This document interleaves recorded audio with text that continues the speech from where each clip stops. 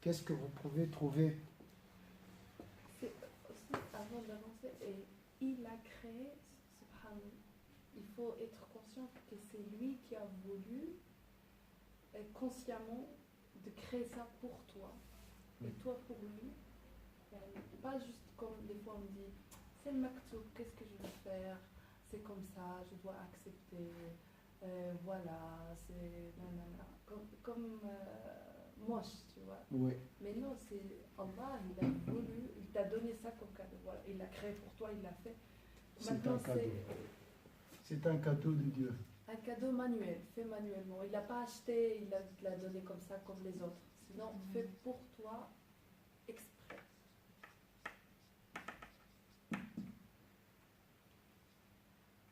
Donc, abolir l'idée de Coïncidence. je n'ai pas le choix.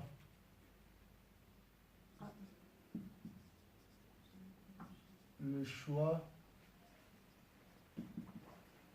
Voilà, c'est mon destin. Je suis tombé, comme si je suis tombé dans un trou. Voilà. Ah, c'était toujours comme ça. Si j'avais le choix, je ne vais pas l'épouser. On dit toujours comme ça. Tous les maris parlent comme ça. C'est le diable, là. Non, c'est un cadeau de Dieu. Mais il est emballé.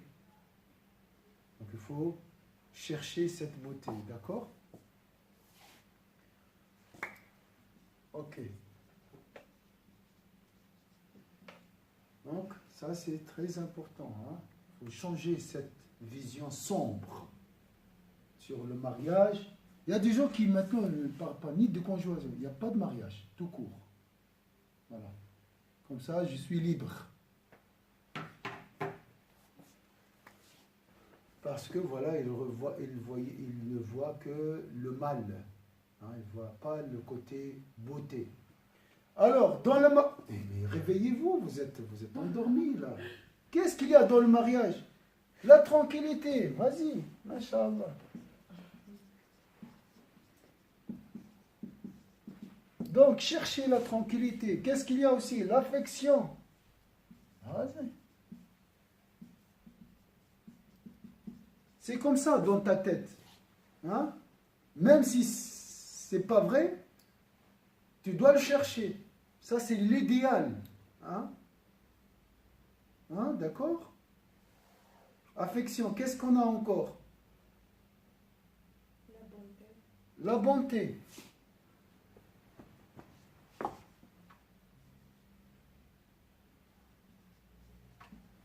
Voilà, ça c'est le concept. Tu vas te marier pour trouver la tranquillité, l'affection, la bonté. Mais elle est où cette bonté? C'est Allah qui va te donner. Tu vas chercher, tu vas la chercher. Sinon, si tu ne cherches pas ça, tu vas chercher quoi?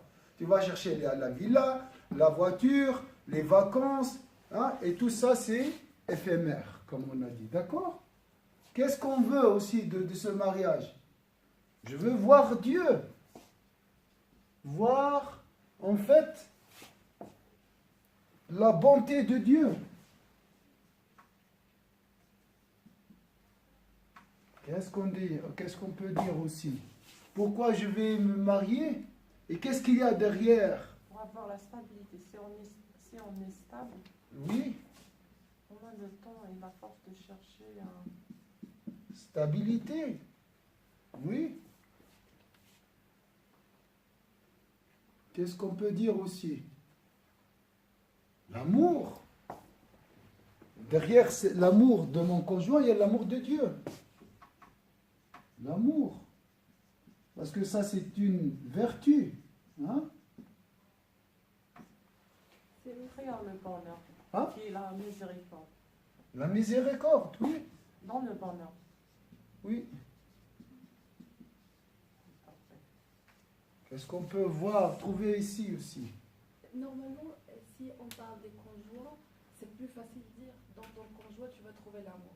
Non? Oui. Si Oui. Le plus simple, c'est Allah qui nous dit dans vos conjoints vous trouverez l'amour. Oui. Allah, il n'a pas dit l'amour, il ne parle pas d'amour, il a dit tranquillité, affection et bonté. Oui. C'est comme s'il nous dit pour trouver l'amour, que c'est évident pour nous, conjoint c'est égal amour, il faut d'abord ça. Tu vas trouver ça. Oui, les conditions. Voilà, si on n'est pas, si on trouve pas la tranquillité, l'affection et la bonté, l'amour n'est jamais suffisant. C'est juste le hawa, c'est juste. Voilà. Donc c'est la stabilité. Ici, je vais trouver la stabilité. Ah, l'affection, tout ça vont me donner la stabilité. Et grâce à cette stabilité, je vais trouver l'amour. Très bien.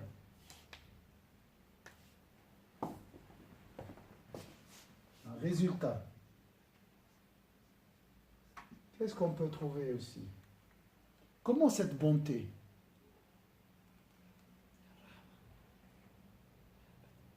Comment je peux trouver la bonté maintenant?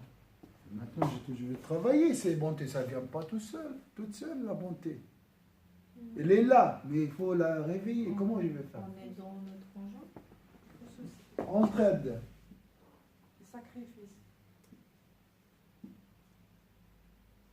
Se sacrifier.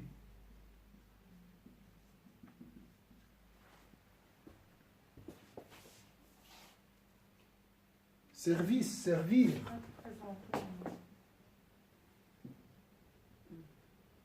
Être présent.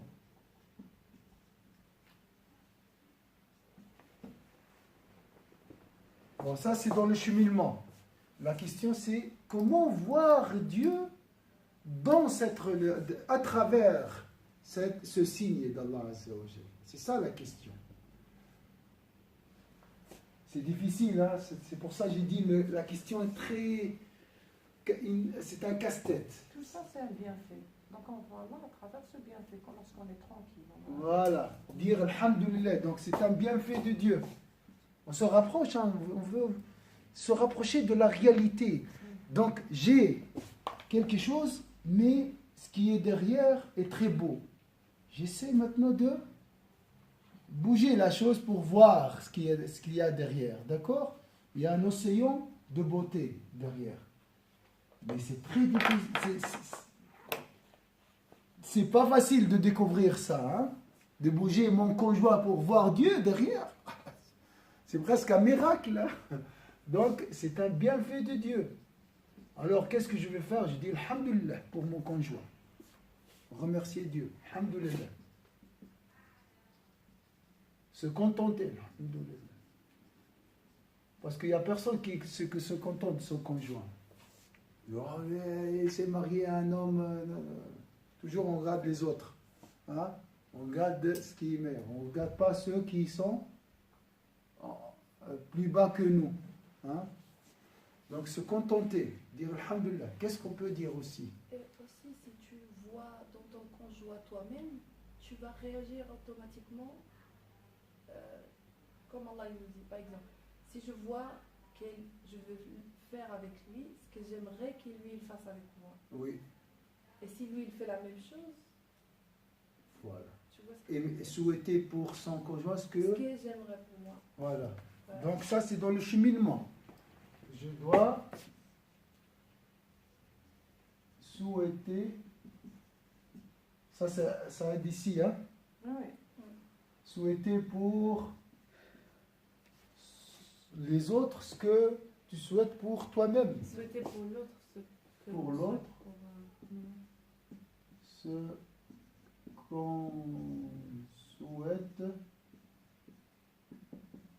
pour nous-mêmes.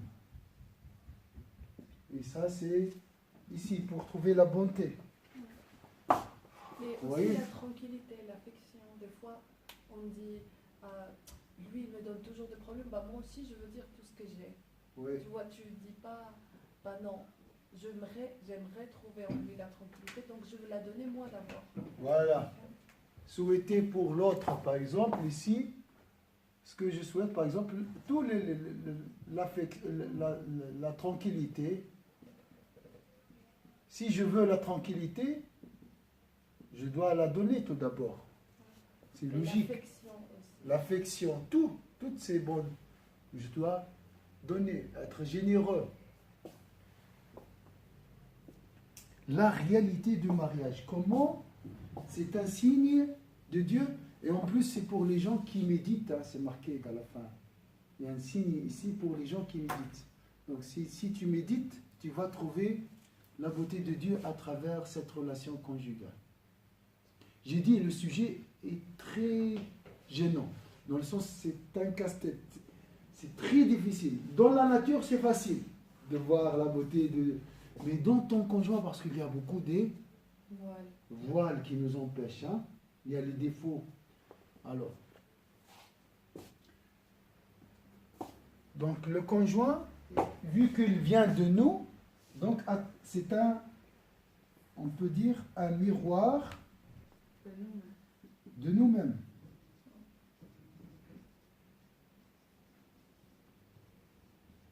Donc à travers mon conjoint, je peux voir le bien que je lui fais. S'il est heureux, elle est heureuse, donc mes faits sont bons. Je vois tout. Je vois mes défauts.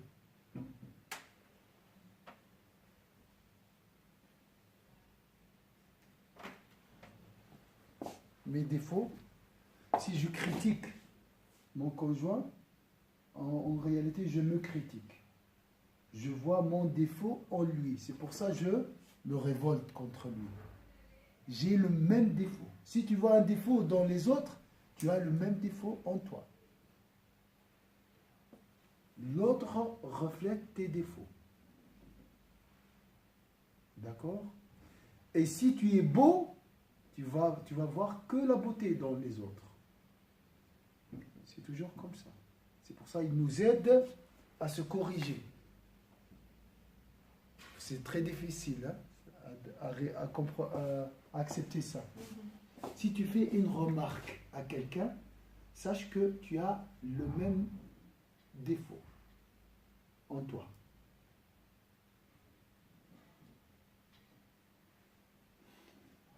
Quand tu es pur intérieurement, ça nous arrive d'être vraiment pur, pas de rancune, à l'aise. Hein? Je vois que la beauté. Même si tu dis, ah, lui, là, non, c'est pas vrai, il est gentil. Oui. Donc l'autre reflète tes défauts, toujours. C'est pour ça que le prophète n'a jamais fait les critiques de quelqu'un. N'a jamais critiqué quelqu'un. Jamais dans sa vie. Parce qu'il est beau. Il voit que la beauté dans l'autre. Parce que lui, il est beau. Il a des lunettes de bonté. Il ne voit que la bonté. Parce que nous avons deux choses.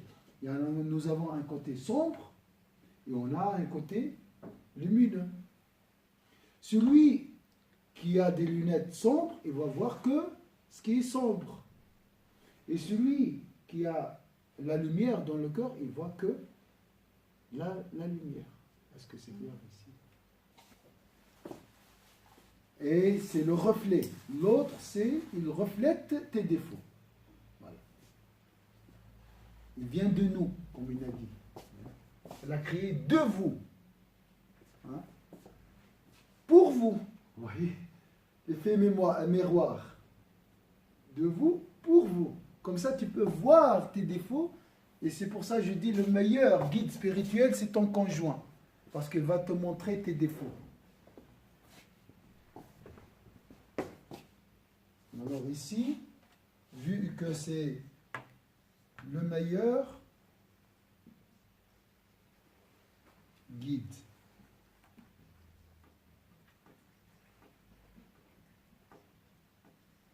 Et pour ça aussi, le prophète sallallahu alayhi wa sallam, il a dit, le meilleur parmi vous est le meilleur envers son conjoint.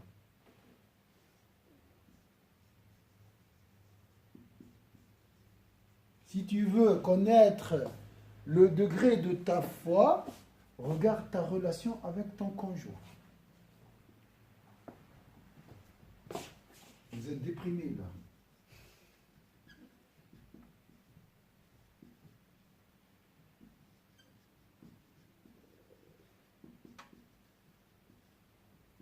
Envers son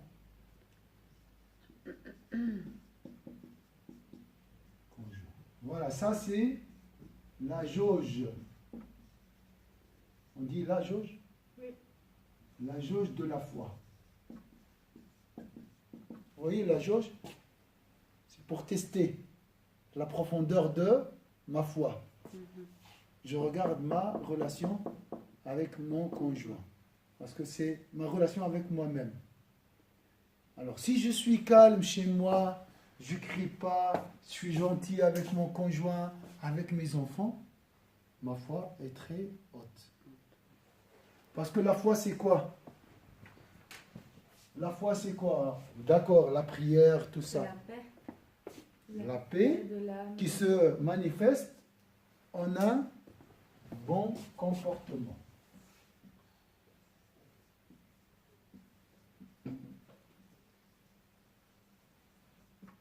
Voilà, c'est tout. Je suis envoyé pour parfaire les bons caractères. Ça, c'est le message du prophète. Est-ce que c'est clair ici? Tout ce qu'on a dit, le résumé, il est là. Un bon comportement avec vous, ça c'est facile. 2 heures par jour. Là, je suis vigilant, je contrôle tout. Mais chez moi, 24/24, pendant 30 ans, là, c'est une autre chose. Hein. Mais c'est bien. J'essaie d'améliorer toujours. Hein.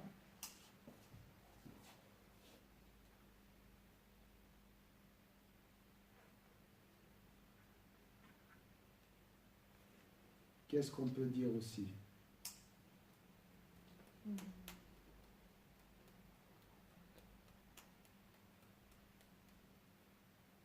Là, c'est plein. Je vais effacer. Oh là là, on a dépassé le temps. Écoutez, ça, on va le reprendre la semaine prochaine. Parce que ça, ce n'est pas le sujet de cette semaine. C'est le sujet de la semaine prochaine. Parce qu'on a déjà les solutions pour les écrans, tout ça. Vous avez arrêté les écrans après le soir? Sincèrement, entre nous. Moi, Vous avez réussi? par une autre raison, pas pour... Mais pour une raison ou pour une autre. Ouais. La décision, c'était quoi?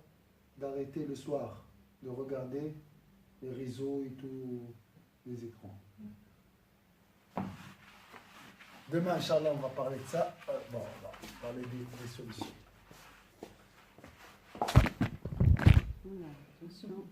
Ça va? Alors, voilà pour aujourd'hui. Malheureusement, bien heureusement, on a parlé de cheminement. Mais c'est pas facile, hein, le cheminement. Ça demande, comme on a dit, une aspiration, une résistance, une patience. Hein, mais les résultats, ou bien les fruits sont formidables, sont merveilleux. Hein, c'est la lumière, c'est la certitude. Voilà.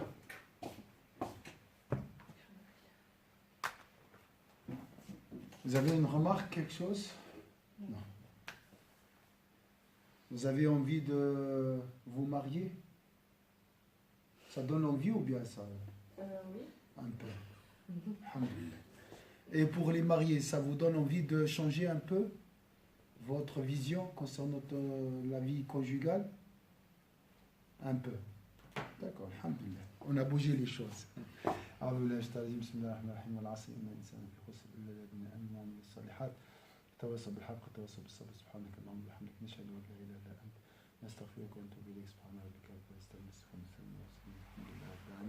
J'ai dit bouger les choses parce que pour nous c'est clair. Mon homme ou bien ma femme, elle est comme ça, il ne change jamais.